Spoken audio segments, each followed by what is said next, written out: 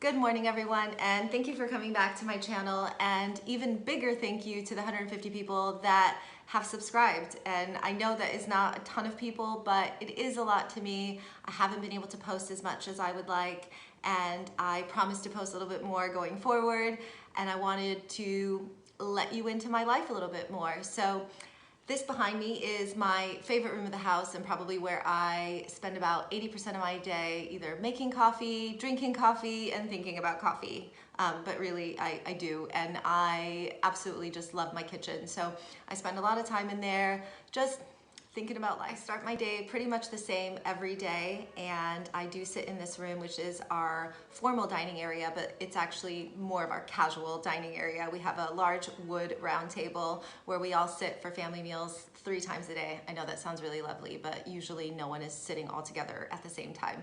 So without further ado, I would think that the most random thing about me is that I am a really old soul.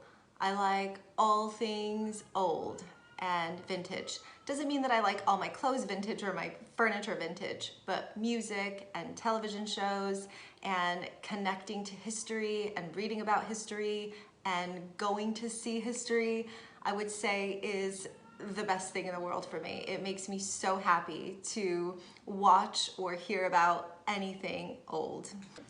I was born in Chicago, Illinois to a very traditional Polish mother, and we lived there until I was 12 years old and then moved to Denver, Colorado, where I spent the rest of my childhood until I was about 18. If anyone knows anything about Polish mothers, is that they are extremely strict and traditional in how they bring up their children, and definitely that was the case for me. So I had to speak Polish at home and rarely spoke English, like unless it was absolutely necessary. My mom would not speak back to me unless I spoke in Polish. So in that way, it's wonderful because I was able to retain the language, and now I can communicate with my family abroad. And it is quite a challenge actually to really make an effort to speak to my own children in Polish, given that we don't have that much family around. We're not traveling to Poland regularly. But I am an only child, but it did not feel like that growing up. My mom had a really strong community around her. There's also a big Polish population in Chicago, and we always had somebody either staying with us or somebody coming from Poland to work for the year on a visa. I had friends over during the week or at the weekend, sleeping over, or I would go over for the whole weekend sometimes. I was rarely ever actually alone. If anything, I felt like I grew up with a lot of people and a lot of family around me all the time. My mom was extremely fashion savvy, but also extremely frugal. So we spent a lot of time going to thrift stores and secondhand shops and garage sales at the weekends. And it's, I think, a hobby that she actually really enjoyed. And she was really good at spotting quality and getting a really good price for it. She was also really good at negotiating. And I think that has also helped me in life, just sort of watching her make an impression on someone, because she was able to get something always just a little bit less because she was kind and she was funny and she was confident. So thanks, Mom. I studied criminal justice and criminology in Denver, Colorado. Not sure why, it just sounded interesting. I thought I might go to law school. I didn't. I've lived in 10 cities and have had at least 10 jobs in my career, and I have 2 young kids. One is 3 and one is 4. One was born in New York City and the other in London, and I am not having a Charlotte baby. Not only am I really addicted to coffee, and I'm trying to cut back, I really am trying to have a tea in the afternoon now, but I'm really addicted to pastries. I've always been a sweets person, and I basically had one, I would say, every day for 3 years because I had 2 back-to-back pregnancies and wanted one. And I discovered a bakery here in Charlotte recently that has basically nailed it for all the pastries that I love. So they are called Villani's, and they're only about a 15-minute drive from me, and they're not really on the way to anything, but they're near my hair salon, so I might be going to the hair salon a little bit more this year. I am not a seasonal decor person. I sort of like my house to look pretty similar year-round. I might change up some throws or some pillows or some chairs, but I do not like to spend my time or energy buying seasonal decor. This year, my almost 5-year-old daughter was begging for some Halloween decorations, so I bought her a massive skull. Super kid friendly, yeah? I think so. Anyway, got this, and it just sits at our front window. And I had my husband go and get some decor as well, and he just put some orange lights out at the front of our house, which actually makes it look really nice. And then just bought her like a little metallic pumpkin, but I'm just not into it. We moved to Charlotte in August of 2019, and then the pandemic hit 7 months later. And it has been, you know, quite interesting, a little bit boring, but to be fair, I have been on a mini lockdown since I've had my children. So in that way, it felt a little normal to me. If anything, I actually felt like in those 4 months that the schools were shut down, we had a bigger community because we all sort of had to bind together because nobody had school. And so we were seeing friends a lot more often. Our kids were playing a lot together because nobody was getting on a flight and nobody was taking a road trip. It was, in a weird way, really nice. And then now that things have started to kind of go back to normal, people are starting to travel. We are not. I'm still not comfortable taking a flight anywhere yet, especially not with the kids. I know that I will soon, and we will, but I'm just not to the point where I really am okay with just hopping on a plane yet. So anyway, I feel like now with the post-pandemic, I guess, it's still kind of a pandemic. I don't know. Our life is mostly back to normal because it was kind of abnormal anyway the last few years with our young kids. We weren't doing date nights 2-3 times a week. We were maybe doing them once a week to twice a month. So we're kind of starting to get back on that. We host a lot of friends out on our deck where we just do a little bit of barbecue and some wine. We do a lot of play dates with the kids on the weekends because our kids go to school anyway, so we just hang out with the same families. But it has, you know, it's been okay. I think through the pandemic, we've really realized what we've been missing, and mostly emotionally. We have a super nice life here with really great friends, and the kids go to really good schools. But I think that, you know, during that time, you get to reflect a lot because, you know, there's a lot of things that you wouldn't normally think about if you could travel more and if you could do things more. And so we realized that we can't really continue for too long on the sort of life path we were on. And to be fair, the life path we are on now is nice, but will be hard to give up. But it is just not exactly what we want for the future. So the two big things that have been missing from our lives are family and being near a body of water. I don't think you really realize how important both of those things are until you actually don't get to have either regularly.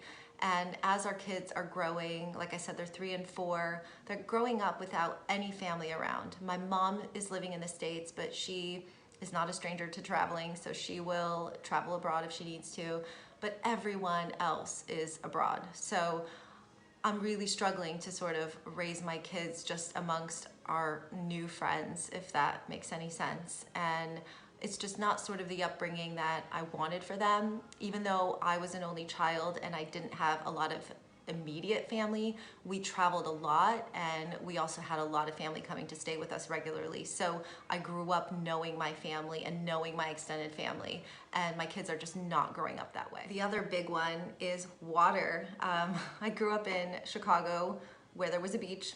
I lived, you know, obviously I lived in Denver where there's not that much water, but we took a lot of lake trips when I was living there.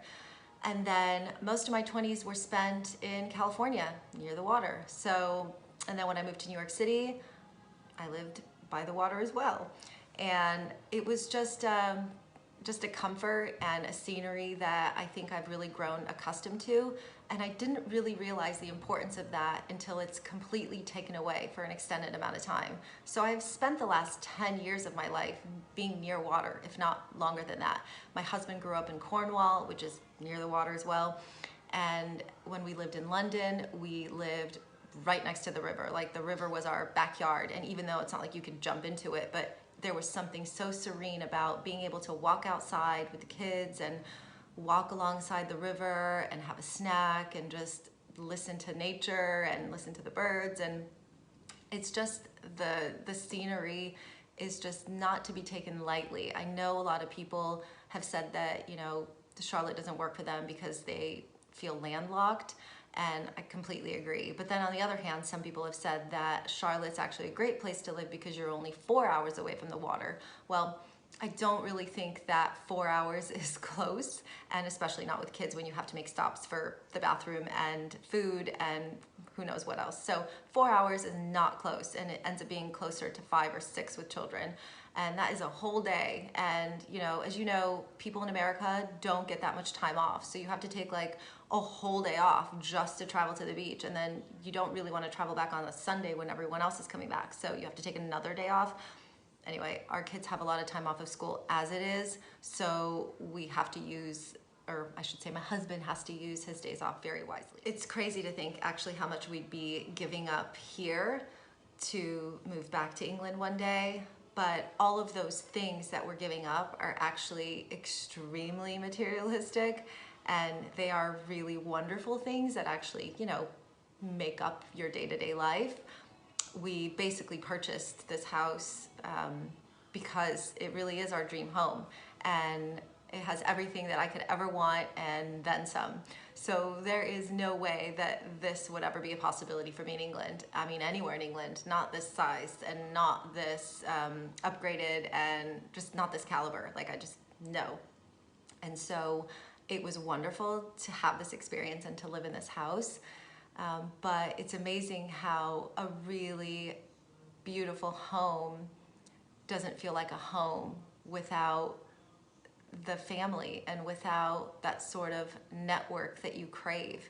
And I suppose we would give it all up. You know, my husband has a good job, our house is perfect, our kids go to great schools, we live in a great neighborhood, and it's just, you know, it's just not worth the kind of day-to-day that we actually are looking for.